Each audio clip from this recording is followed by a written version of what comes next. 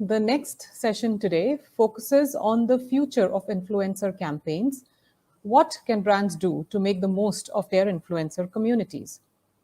The panelists for this discussion are Himanshu Raj, Head of Communications at Pristyncare, Prabhakaran, Vice President at Avian We, Shivalika Chadha, Associate Director for Communications at PepsiCo India, Shivaram Lakshminarayan, India Practice Chair for Enterprise Technology at Genesis BCW, Tarunjeet Rattan, Managing Partner at Nucleus PR.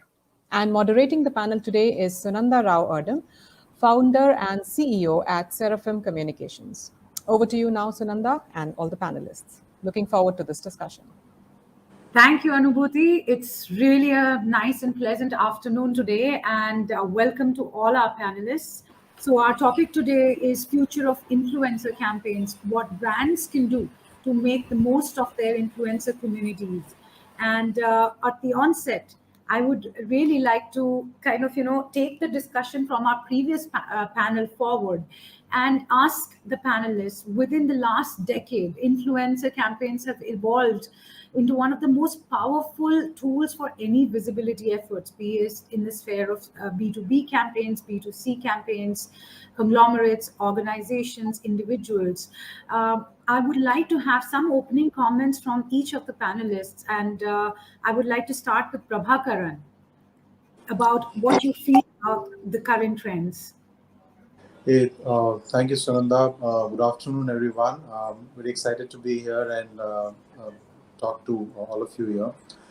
I think the biggest trend is, I would say that the hashtag trending is not trending anymore, So what I really mean by this is when it comes to influencer campaigns, two things.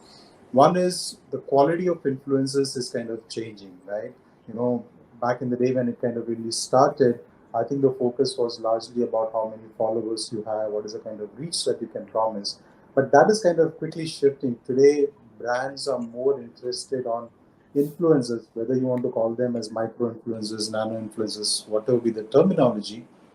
I think what they're really looking for is who can ensure the highest engagement with my target consumer, who can help me land my key brand messages to the target segment, right? So that's one piece. The second piece is the content, right? And content is something which the last panel also spoke about, right? So like I said, it is not about getting your hashtag trending anymore. It is more about brands are kind of taking a more collaborative approach, right? The days of, copy pasting your messages across different platforms are done. Brands are really taking the collaborative approach, fine-tuning and customizing the campaigns based on the influencers, what their strengths are, their reaches are, and saying that, this is my message, this is my ask, do you believe in it, and how best can you help us deliver these messages? So hashtag trending is not trending anymore. So the quality of influencers and the content is a big piece, according to me. I mean, great starting thought that hashtag trending is not trending, and fine-tuning and customizing is the deal of the day. Shivaraman, your thoughts on this, please. Hi, good afternoon, and thanks for inviting me on this particular panel. I think the influencer campaigns are more to responsibilities on three different stakeholders here. I would say the first one is the content creator, the influencer himself. The second one is the brand, which is actually using this platform to communicate. And last is the consumer itself. So all three stakeholders have different levels of ownership. There is a lot of trust. And I think the digital economy has really put a lot of onus and responsibility in terms of accountability of the information that is getting streamlined and also how content is getting consumed. I would say that, we are in new times and these new times are very exciting. And I do see that there are a lot of, like I said, ownership on each one of us who are using this medium for communication. All three stakeholders have an equal role to play here.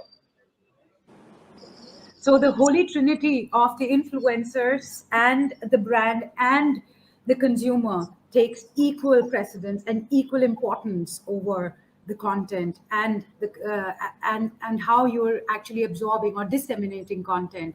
Shivalika, I would like to request you for your opening comments on the theme. First of all, hi everyone, and thank you very much for having me on this panel. Um, you know, I think when it comes to influencer marketing or influencer campaigns, it's an integral part of the brand marketing mix today. The point is not just about trying to get your campaign out or trying to get your message out. I think the point here is all about the fact that how are you going to get your message out in the most relatable and relevant manner possible. So an influencer is like a friend, who will retain the original essence, who will retain the original idea, but will put his or her flavor in it, which makes it relevant and relatable. In fact, 65% of the consumers, according to recent reports, mentioned that they're actually looking at an influencer, information because they find it more credible in that sense. And I think COVID, the digital uptake, and overall the fact that while it's all about the big celebs as well, but it's also about the fact that you want to have familiarity in your communication is what is giving these influencer campaigns or marketing a big push.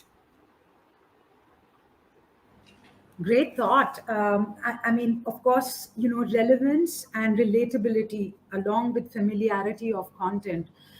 This is something that we will also further discuss during the session. Himanshu, your thoughts, please. Okay. Thank you first. I would like to thank everyone and the Repetition today for having me here today. My 2 cents on the current trends for influencer marketing, I think it's the three F's of influencer marketing, right? Fashion, food, and fitness. These are the three biggest industries right now, which are engaging are engaging in influencer marketing, right, in a big way. I mean, now post pandemic, travel is coming back, but these were the three ones which were, if you see, are the biggest sectors which are engaging with influencers and spending. I mean, focusing on focusing on influencer more than anything else. So I think these are three industries which are leveraging influencers in a big way right now. We are really having a ball at how we can actually condense the information, make it more digestible. The three F's: fashion, food, fitness. May I add another one, because I'm a dog mama now? Pets. Which is the way we are post pandemic, the way we are actually consuming that content here. Tarunjeet, your stage, please. Sure. First of all, thank you for having me on this panel. And I think pretty much concur with everything that the panelists have said. Though I must say it's an exciting time to be in the field of communication today. It's interesting to note how consumer PR has evolved into brand marketing. Yeah. And there was a time when we looked at Orkut coming in, which evolved to Facebook, which evolved to Facebook marketing. And now we as a community have a chance to actually develop the influencer industry. We must keep in mind that, a lot of the influencer industry, while it's, booming in India, everybody with a camera wants to be an influencer. Um, it's still a side hustle for a lot of people. Yeah. And there are very few that have actually created a profitable business model out of this. And just like with media, with all the other platforms that we have dealt with in the past over the last 2 decades, this will also even out, and it'll all be about the influence that the individual brings rather than the publication house or the platform that brings to it. Thank you, Tarunjeet. Really interesting thought here that the PR industry is actually influencing or shaping the influencer marketing and the influencer space here.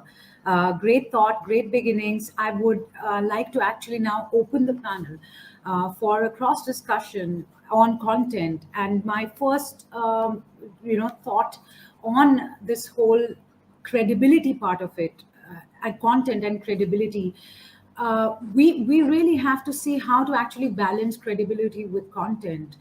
Any thoughts on this, Prabhakaran? I would ask you first.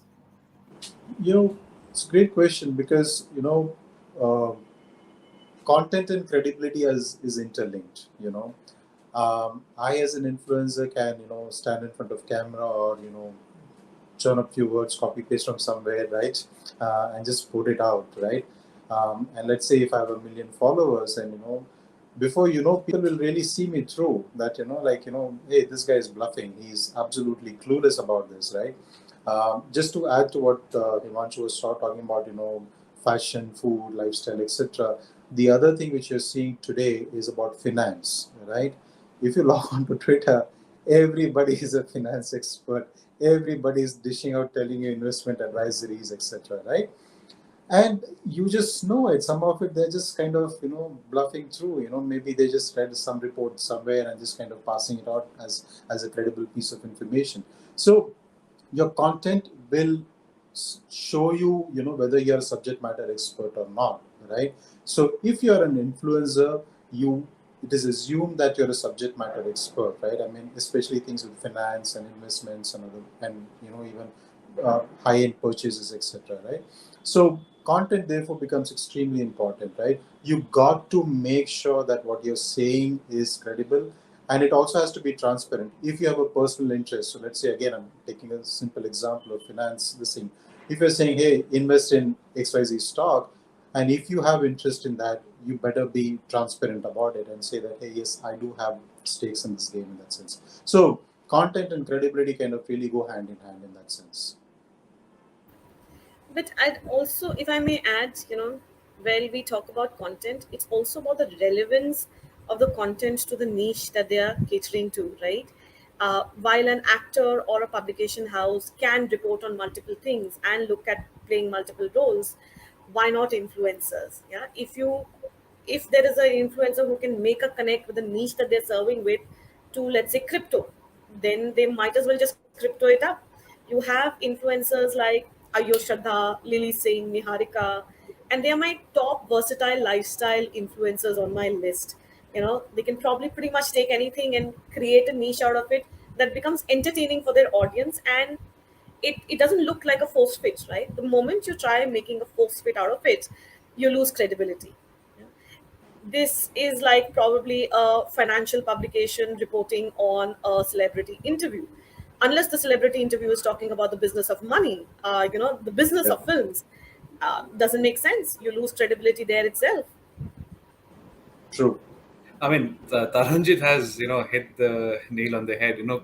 Force fit, right? So today, I mean, if you open Instagram or any other platform right now, I'm not just talking about the traditional four, right? Which is Insta, LinkedIn, Facebook, and Twitter. Now you have Moj, Takatak, and all those in the midst too, right? You have fashion influencer promoting crypto, right? Or giving or doing or they are adding something about a mutual fund app, right? I mean, I will not buy that, right? If I'm seeing a person who's uh, is promoting product on Dove and at the same time she's doing crypto, I mean, you will not the credibility goes down the drain. So I think the force fit is something that Indian marketers should actually look into, because there's a lot of sort of force fit happening in the market right now, because there are random brands being the random influencers basically promoting brands which are not part of their forte or their industry. I mean, well thought of. How do you actually, in fact, yes, how do you find that fine balance between good content and credible content? Shivaraman, sorry, I think I No worries. interrupted. Yes. So, Sunanda, I was actually saying that, once the brands now need to kind of take a step back. I mean to say the entire platform of influencer communication began with trusted information, which these influencers would give to their fellow consumers. It was like analytics in itself, built in way back when this was at a grassroots level. So I would go and follow or listen into a set of influencers who I believe is credible in that, or a subject expert in that particular area of conversations. So we need to stick to the core, wherein you are a credible source of information for that particular subject, then whatever you put up there will find its own natural audiences to kind of take that information. So it is as simple, like like all of us are agreeing that if you do have a point of view, and if audiences are able to relate you with that point of view, it is it's a good mix. Otherwise, credibility can become a serious concern. You naturally lose followers today because we are talking about a world of followers who are very, very cryptic or analytical about whatever they want to. They are very, I would say, pick and choose about what they want to hear and what they want to believe in. So do not lose credibility of your audiences because you do believe that you're making something or you're putting a point of view which may not be completely yours out there. So brands need to be very, very clear about who they want to communicate with and who are they choosing to communicate this particular messages. Therefore, That is very interesting. Audiences are, be it even influencers become audiences at some point of time. They are also taking in information. And in this age where we are fast moving towards very highly opinionated information dissemination, how do really brands do their due diligence? I would like to put that question up to all of you as a panelist. How do brands actually find out which is the right influencer for me? I probably, due diligence is a harsher word. Let's say, how do I do my studies on how an influencer is it good for my brand or not? So the easiest answer to that is hire the right influencer management agency. Okay. Absolutely. Yeah. The long answer is, like Shivaram said, objective of the brand. What is the objective, right? If you're looking at deeper engagement, then a niched influencer makes a lot of sense. But if you're looking at awareness, then you look at, exploring new verticals of influencers would probably be able to communicate the message intelligently without making the brand look foolish. I think the other way also to, would be look at select the influencers the way you select your brand ambassadors, right? So today, if you say like, if you want a cricketer to be endorsing your brand, you make a decision whether you want an MS Dhoni or a Virat Kohli, right? You run an analysis and say that, which personalities, which individuals' values and personalities match my brand, right? So do a similar exercise. See if that influences personality, the content, the kind of language, and the kind of engagement that they're bringing to the table. Is it in line with the brand values? Also, I would just like to to add take a to step that. back. Sorry. No, Go ahead, Himanshu, Shivaram. go ahead. I'll do No, after no, you. no. So Okay. one thing So is just no. So Himanshu, just please. so just as to take a step back, right? Before we even the brand delves into what are they looking at, what is the objective. First, they need to find out if that the industry they are relevant in, is influencer marketing going to work for them, right? If today I'm in a healthcare brand or in something which is slightly more serious, right? I would not want to get into influencer marketing as such, right? If today I'm a B2B fintech platform, for example, or if I'm in that sort of industry, I don't think it works for everyone, right? Influencer marketing doesn't work for every industry. So I think first that is a first step that is the first step that the brand needs to take about when you want to start doing an influencer campaign. That is it going to help the brand basically? Yeah. And I think while, most of the things covered in terms of, knowing the objective, figuring out how you're looking at the audiences, I think one of the key things is also to understand how invested is the influencer, with your brand, and how invested are you, working and giving a proper brief and working together to create that content, that piece of content in that sense. Because at the end of the day, if you guys are not working as partners and people are not involved in just doing for the heck of doing it, it will show, it will reflect, and it's not going to reflect well.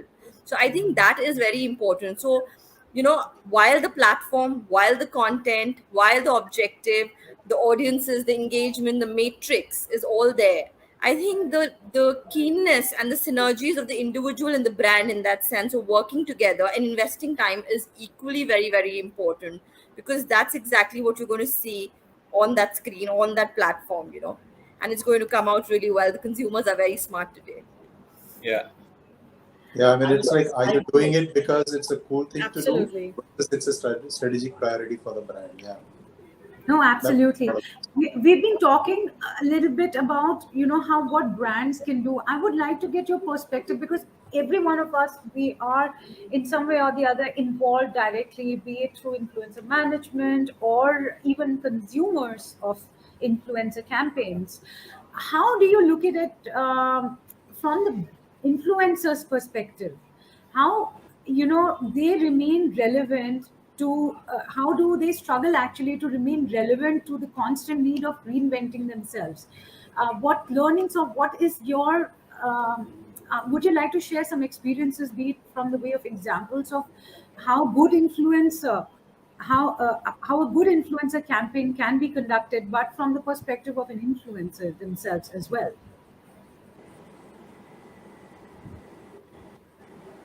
Shivalika, you are muted. Shivalika, Sorry. I said, let me take a dig at it first in that sense. And I think you're absolutely right. At the end of the day, it's not just what the brand wants, but what the influencer want, because that's where creativity sits in that sense. And I would just like to say that we as brands also need to figure out that influencer marketing or influencer campaigns in that sense is not a tactic. It has to be a long-term strategy. When we start looking at that in that sense, the game changes for the brand, for the influencer. So again, and I will just give you an example, very, very recent. And this is of the Pepsi anthem we've just very recently launched. So while we're talking about influencers, I'm talking about an influencer who's a celeb as well. And I'm talking here about Bacha. And we just launched this campaign and we were talking, and he was out there speaking that how Pepsi is home. And I think that also came through from the perspective that we've been working with that person for a long time. We've been involving that person in our campaigns. He understands us, we understand him in that sense. Again, I'm just going back to involvement, but the fact is that creativity also comes through, because when that person starts feeling it is home, he also is very candid about his opinion, what will work, what will not work. It's not about taking a brief per se and just doing what the brand wants to do. So I think that is very, very important. And again, I think it's also very important in terms of ensuring that how you give that creative freedom. We all talk about journalist liberty, right? Journalistic liberty in that sense. And I think that we need to respect that creative liberty in influencers as well. I think having a ear to what they have to say, having ear to understand what their audiences want, and how you can actually get them to do something that you may not be completely aligned to, but let them take those risks together. I think that's very important, and that's when magic happens. correct. Absolutely. I mean, that's absolutely, you can't But that's like force the fit your golden. ideas to on an influencer, because every influencer has a different style. For example, right, if you see uh, Amit Bhadana, right? He has his own style of comedy, right? At the same time, Tanmay Bhatt has his own style of comedy. You can't force your sort of ideas and which are part of the brief generally, right? So you need to give them that sort of a creative freedom on how they want to shape up the messaging and how they want to come up with the message. But here's I have a question here. So Tarunjeet. Sorry, she was saying something. Tarunjeet, sorry. No, absolutely. I mean, what Shivalika has described is like you know, the golden trifecta, yeah, where everybody is working together to make sure that the message comes through. However, in reality, it's a little difficult. It's a little different, because when I remember the times when brands used to spend money on a brand ambassador, the expectation from the entire communication team and the brand ambassador was that I should be present just about everywhere, right? I think that same thing has just translated to the influencer industry, and it take a fair amount of learning on both ends to make sure that they understand that while they pay them on it's a paid collaboration, right? They still have to let them, you know, get that their creative juices flowing, and there has to be a little bit of creative liberty out there. And that's tough call, because any agency that is involved in between, whether it's an advertising influencer or PR agency, it's a tough call for both.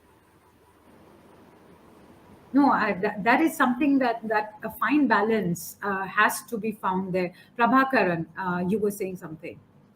No, I was just saying that, when we talk about the collaboration piece, which Shivalika was talking about, right?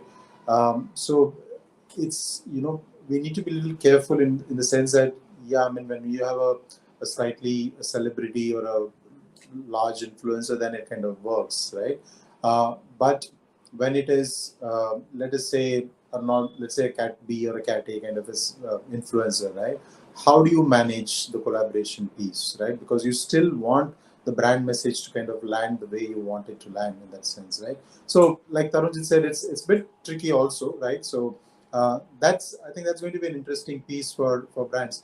Again, which kind of going back to the point Shivalika earlier was talking about, like, are you doing it for the sake of doing it, or are you doing it because this is a strategic objective for you, right? So that's the crux of it. I can just say one thing here.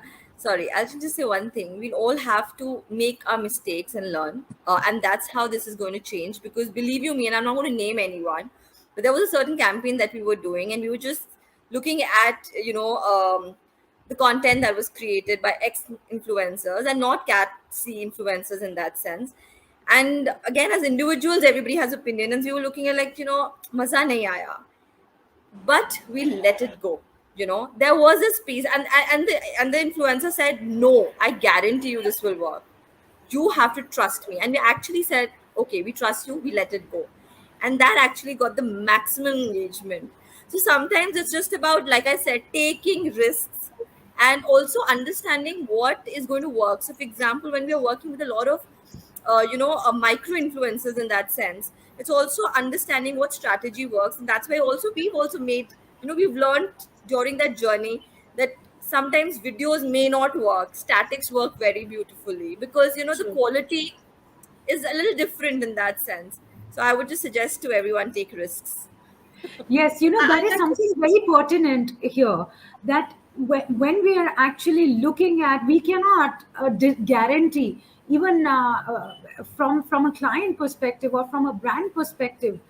This is one space that is so large, and it's changing by the second. The whole influencer space is changing by the second. It's so dynamic that we don't even, how much of homework can you do? So some things you really have to let go. However, I wanted to just kind of bring back one element which has come out of our discussion. Agreed, everybody has their liberty, they have their own personality, they have the persona, how they are connecting with their audience. But let's say I have a brand or an organization that is sitting outside of India, and they want to do a campaign. What are the do's and don'ts? What are the trends? Could you share some light on, throw some light on how somebody who doesn't know this vast landscape, every country, every geography, they have their own peculiar culture in which they operate. Now, let's say I want to do something, I'm bringing out a product in India, I've done my traditional market research, my public relations, and now I want to get into this space. What are certain basic ideas that I need to be aware of? As a brand, or as an agency, or as an influencer? As a brand, since let's say I'm a brand and I want to start engage with influencers in India, because it's an India specific product, but I am new in India. I'm just giving a scenario. Yeah. No, absolutely. Let me take a shot at that to open this discussion. The first and foremost thing when you get into an influencer engagement is to follow the influencers yourself. Have that conversation, engage with them, engage with their posts, engage with that individual to understand what he or she or what that influencer is bringing to the table. Yeah. Because while you might look at the numbers don't always give you the true picture. There are a lot of red flags, especially if you're coming in from an international market. The influencer industry is quite evolved there. We might have the massive numbers, but our industry is still pretty new where this is concerned. Yeah. So if you start engaging with them before asking for their insights, before asking for their numbers, you'll get a fair amount of idea about who you would want to include in your campaign and who you would not. Okay, let me take this shot now. Who says I'm a good agency? No. That's also there. Okay, I would say flip the table a bit. first understand who's your audience and what do they think, feel, and know about the brand in the marketplace you're getting in. Then do the math, what Tarun said, in terms of what is the best kind of influencers I want to go into or engage with. Then do your own research in terms of understanding if the influencer understands the brand also. Because one is the line of business, another part is like, does the influencer understand the brand and the vision and the ethos of the brand? And then give the creative freedom what Shivalika spoke about. Like, while the brand has its own vision and mission, what is that influencer can bring from his own personality or a behavior perspective? Because there is a reason why an audience follows that particular influencer. So let that creative thought flow come from the influencer. And finally, measure your success, because it's very important for you to come back and redo your strategy. Like we said, we want to take risks. We may be good at the first shot, or we may learn ourselves saying that, maybe we need more regionalized content. Maybe we need more micro bloggers to kind of do this messaging. So learn from your mistakes or learn from your observations, may not be a mistake, and then redo it, because we want to show commitment, because this is not a one-off kind of activity. We want to do it on a regular basis. So all of this would make your brand plan to kind of engage with influencers. Sunanda, just to add to what you were saying, find a good agency. I will just add to that, find a good agency and pay them well. Don't negotiate. That's a very good point. I would take you up on this. I mean, see, this is exactly what Himanshu, you were saying something. Sorry, before I. No. Please go ahead. No, because this is something that it's always an experiment. It's always, from we are, as from an age group perspective, I'm always struggling with the fact that in Europe, they define people of our age group as internet immigrant generation. So we were, I think it is difficult to understand and guarantee that every campaign is actually an experiment. And to have that openness of mind and say, let's just go, as Shivalika also pointed out, even though your heart and your mind and everything is saying, well, there's something that's not right, our key messages are not there, or there's too much of a personality clash between the brand and the influencer, let's just still go out with it. So it requires a certain amount of courage from also all stakeholders when it comes to actually starting this massive campaigns, because from what I know, these campaigns are not actually very cheap, or they're not inexpensive. They require a lot of resources. It requires a lot of homework. It requires a lot of understanding, studying the social media space, which is so huge and vast. And we have also very limited resources, even as agencies or even as a company that is wanting to start that campaign. Is it just a bhed chal, so to say, or like how can we be selective when we really want to get into something like an influencer campaign? But Sunanda, I'd like to say one thing. I think before any campaign, influencer or not or otherwise, and even if you want to experiment, I think it's very important to know your audience. Correct. So, understanding the local nuances. So the point is then the onus lies one on the brand per se to have that, and that's when you will be able to have that conversation or understand what will work and what will not work. So and especially when you mentioned about an international brand coming and doing something here in India. India is a diverse country. I mean, you have to understand the sensitivities. So the core knowledge of that is very important before you even go experimenting or piloting about whatever. And then yes, learn, make mistakes, learn, and all of that. But I think your foundation really needs to be strong in terms of that. In that research. So that is very important. That you can't go wrong. You can't experiment with that. Honestly, you have to be very, very sure about it. And there's a very interesting point you touched upon was courage. Yeah. It takes courage once you figure out what you want to communicate and what your core strength is, who's your target audience. You have to have the courage to stick to it. We've looked at launching luxury brands, international luxury brands into the market, which have stuck to their guns and said, this is the communication strategy that we will go with. And irrespective of every pundit coming out there and telling them that this is wrong, or you need to go with integrated marketing communication, add this and add that, add an item number to it, they stuck to their guns. and that's what won them the trust of their audience. Yeah. You need to be able to have that courage to stick to your guns and say, this is the communication strategy I will follow. Himanshu, I see some lines on your forehead. Is there something? That's the Gurgaon heat. Well, we are. Would you like to comment on this? Because this is something that I think we have all gone through this as communications representatives or any kind of consulting that we do. How do you really get brands to understand this is a campaign that is good, or actually say no, this is not the right time to do a campaign? How do you find that the balance between is this the right time, or shall we just shoot with any campaign and just shoot an arrow in the dark? I think that all depends on the objective, right? If the campaign is going to move the needle for the company, right, from a business point of view, and you also know your audience, right? I mean, one that Shivalika and Tarunjeet, mentioned that knowing your audience, right? So if that campaign, or if from the business point of view, you are sure that you would want to go out with the influencer campaign to generate business, right? Then that, or brand awareness more than business, because I personally feel that influencer campaigns are good from a business, from a brand awareness point of view, not so much from a business point of view.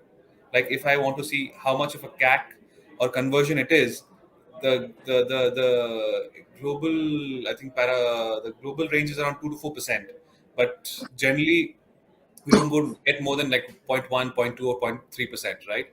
So from a business point of view, it's not a great medium, personally speaking. But from a brand awareness perspective, it's brilliant, right? I mean, there are brands which have stuck to their guns and have done and used only influencer campaigns, right, for their marketing. For example, there's a watch brand called Daniel Wellington. If you guys have heard of it, it only uses influencer marketing. Or there's a new healthcare brand called Ultra Human Cyborg. It's a glucose measuring sort of a device along on your mobile app, right? So they're only using influencers for things like that. It works very well from a brand awareness point of view, but I don't know if it's a business call at the end of the day. That's what I would suggest. Absolutely, and you need the right people to guide you through this whole social media marketing and the influencers. I think we are about to reach the end of our session. I'm trying to see if there are any comments per se right now. I don't see much. I would like to invite all the panelists to give in their closing comments on the topic, which is the future of influencers. Any kind of trends that you could share with us, any kind of examples of great influencer campaigns. Himanshu has mentioned Daniel Wellington. Shivalika, thanks you for also sharing your thoughts on Pepsi's campaign with Badshah. But any other great campaigns, if you could share, that would be really awesome for our audiences.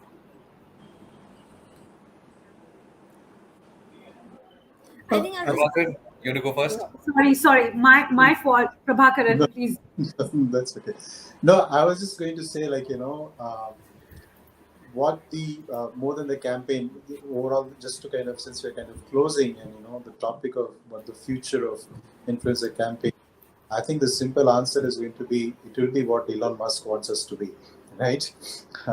Now that's not just in terms of him buying out Twitter, but very interesting comment which he made yesterday is the fact that there might be a fee associated for brands and events and other influencers if they want to be on Twitter.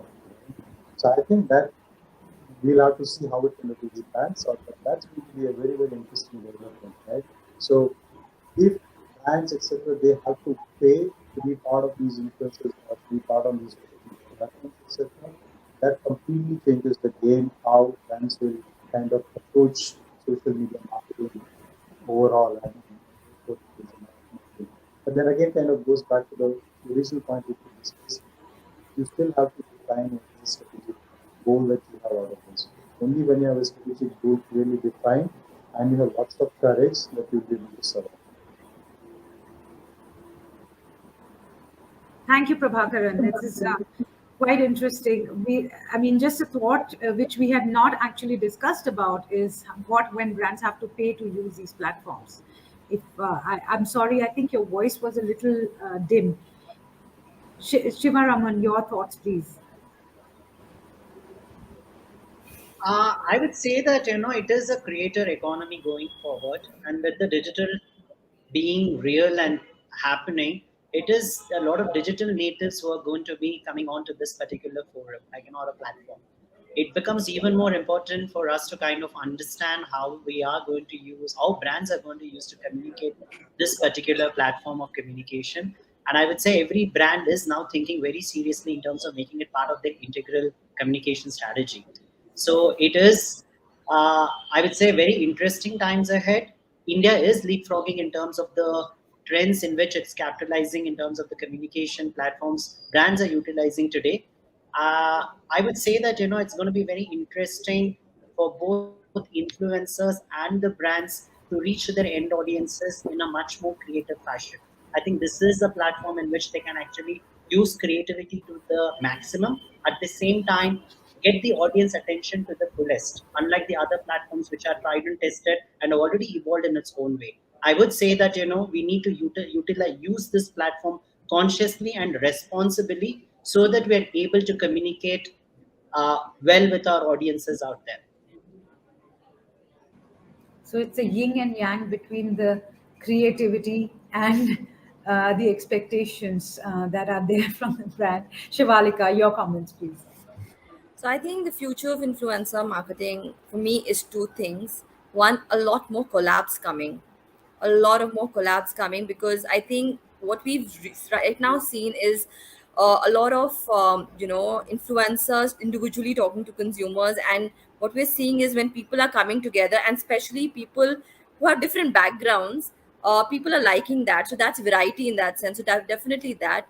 And second, and more importantly, authenticity authenticity over perfection. I think that is going to be super important. So be it your micro bloggers, your nano bloggers, your micro, your macro, your celebs, whatever it is, I think authenticity is the future of influencer marketing, because the consumer is really smart and that's what they want to look at. They don't want to just see a happy face just selling your product.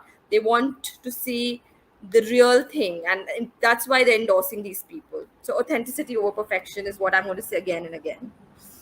The relatability to the authentic that comes to it, as a consumer would like to relate to the content that is coming out. Tarunjeet, thank you so much, Valika. Tarunjeet, your comment. Okay. I would just like to add, everybody's pretty much mentioned why the influencer community campaigns industry is going to be booming. So I'd like to mention that, the PR and communication industry is a smart and diplomatic one, and we've always placed our bets wisely. This is the time for us to place our bets on individuals. And I think this is a generation that has seen a pre-digital to a digital madness kind of an environment era coming in, right? And it's a golden chance for brands as well as all the agencies involved to shape an industry. Shape an industry based on trust, authenticity, and a spirit of collaboration.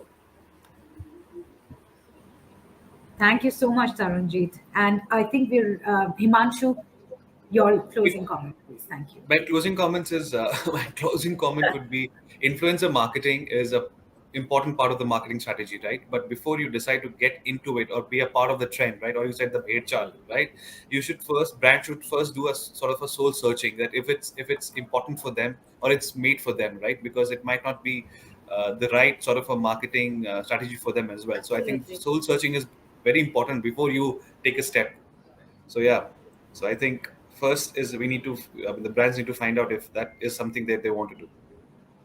Thank you so much. And I think we have had a lot of food for thought, a lot of stuff to take back home and ponder about. Thank you all to all the panelists. And over to you, Anubhuti. Thank you so much for having us.